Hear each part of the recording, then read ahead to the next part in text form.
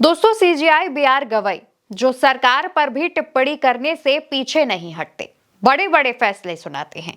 लेकिन आखिर ऐसा क्या हुआ कि एक कार्यक्रम में वो अचानक इमोशनल हो गए, उनकी आंखों में आंसू आ गए और उनकी इस हालत को देखकर वहां मौजूद तमाम लोग भावुक नजर आए। दोस्तों, सीजीआई बी आर गवई के बारे में अगर हम बात करें तो वो मौजूदा समय में भारत के मुख्य न्यायाधीश हैं। बड़े बड़े फैसले सुनाते हैं। उनका चर्चित फैसला बुलडोजर एक्शन को लेकर है और हाल फिलहाल की बात करें तो उन्होंने संसद, न्यायपालिका, कार्यपालिका, विधायिका, इन सबसे ऊपर संविधान को बताया था और उनके इस बयान की काफी चर्चा भी हुई थी। लेकिन इसके बाद वो एक कार्यक्रम में पहुंचते हैं जहां पर वो भावुक नजर आते हैं और ये खबर सामने आते ही चर्चा बन जाती है। दरअसल दोस्तों, एक किस्से को सीजीआई बी आर गवई याद कर रहे थे। वो किस्सा उनकी आंखों में आंसू ले आया। दरअसल नागपुर के जिला न्यायालय बार एसोसिएशन के कार्यक्रम में पहुंचे सीजीआई बी आर गवई ने अपनी जर्नी की शुरुआत का जिक्र किया। यानी कि जब वो अपने करियर को शुरू करने वाले थे, वो ये चूज करने वाले थे कि अब वो किस लाइन में अपना करियर बनाएंगे, उसमें भाग्य आजमाएंगे। उसी दौरान उन्होंने बताया कि कैसे उनके माता पिता ने संघर्ष किया, संघर्षों से उन्हें और उनके भाई बहनों को पाला पोसा। सीजीआई ने नम आंखों और रूंधे गले से जवाब दिया कि किस प्रकार उनके पिता की आकांक्षाओं ने उनके जीवन को आकार दिया है। सीजीआई कहते हैं, मेरे पिता चाहते थे कि उनका बेटा एक दिन भारत का प्रधान न्यायाधीश बने, लेकिन वो ऐसा होते देखने के लिए जीवित नहीं रहे।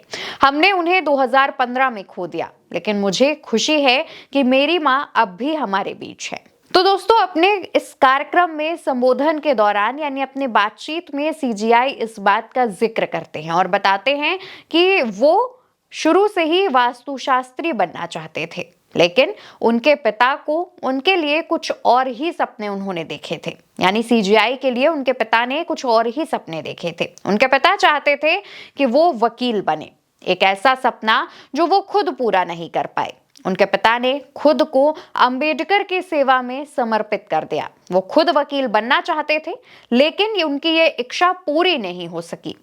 इसके पीछे वजह ये थी कि सीजीआई बी आर गवई के पिता स्वतंत्रता आंदोलन का हिस्सा होने के कारण गिरफ्तार हुए थे, जेल गए थे। वो बताते हैं कि अपने पिता की इच्छा को पूरी करने के लिए उन्होंने वास्तुशास्त्री बनने का सपना छोड़ दिया। सीजीआई बताते हैं कि उनके पिता चाहते थे कि सीजीआई बी आर गवई न सिर्फ भारत के मुख्य न्यायाधीश बने, बल्कि अंबेडकर के रास्ते कदम पर भी चले। न्यायमूर्ति गवई बताते हैं कि बाद में जब उच्च न्यायालय में न्यायाधीश के पद पर मेरे नाम की सिफारिश की गई, तो मेरे पिता ने मुझसे कहा कि अगर तुम वकील बने रहोगे तो सिर्फ पैसे के पीछे भागोगे, लेकिन अगर तुम न्यायाधीश बनोगे तो अंबेडकर द्वारा बताए गए रास्ते पर चलोगे और समाज का भला करोगे। अपनी बात बताने के बाद जब सीजीआई को यह एहसास हुआ कि अब उनके आसपास मौजूद तमाम लोग, उनको सुनने के लिए आए तमाम दर्शक भावुक हो गए हैं, तो उन्होंने कई और घटनाओं का भी जिक्र करते हुए माहौल को हल्का करने की कोशिश की। इसके बाद वो अपने संबोधन में बताते हैं कि भारतीय लोकतंत्र के 3 अंग, जो कि विधायिका, कार्यपालिका और न्यायपालिका है, उनकी सीमाएं निर्धारित की गई हैं। 3 अंगों को कानून और उसके प्रावधानों के अनुसार काम करना होगा। जब संसद कानून या नियम से परे जाती है तो न्यायपालिका हस्तक्षेप कर सकती है।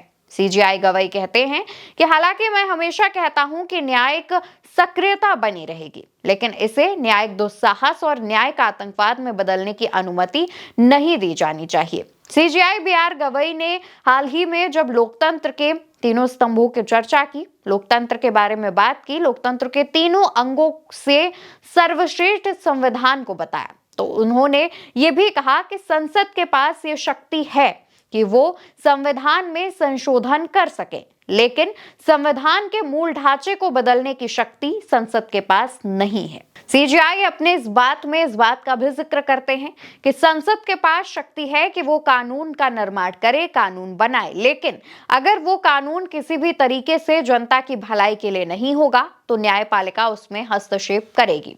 सीजीआई बी आर गवई के दोस्तों तमाम ऐसे फैसले रहे हैं जो सुर्खियों में रहे हैं। सीजीआई बनने से पहले भी उनके कई फैसले सुर्खियों में रहे और सीजीआई बनने के बाद भी सबसे चर्चित उनका फैसला था बुलडोजर एक्शन पर उनकी टिप्पणी, जिस पर उन्होंने कहा था कि इस देश में सभी को एक आश्रय का अधिकार है, एक छत का अधिकार है। ये सबसे बड़ी टिप्पणी सीजीआई की मानी जा रही थी, क्योंकि जिस तरीके से भाजपा शासित राज्यों में बुलडोजर एक्शन लिया जा रहा था, उस पर सीजीआई बीआर गवई की ये टिप्पणी विपक्ष के लिए बहुत बड़ी जीत मानी गई।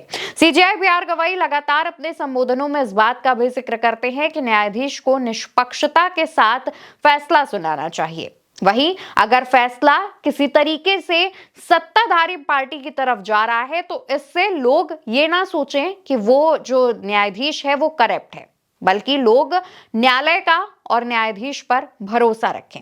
इस पे सीजीआई एक बात और जोड़ते हैं कि इन चीजों को करने के लिए, यानी कि कोर्ट और न्यायाधीश पर भरोसा बनाने के लिए न्यायाधीश यानी जज को निष्पक्ष होना पड़ेगा। फिलहाल दोस्तों, सीजीआई बीआर गवई की इस कहानी में फिलहाल के लिए इतना ही। आप सीजीआई बीआर गवई को किस तरीके से देखते हैं, किस नजरिए से उनके फैसलों को देखते हैं, कमेंट में बताइएगा। नमस्कार।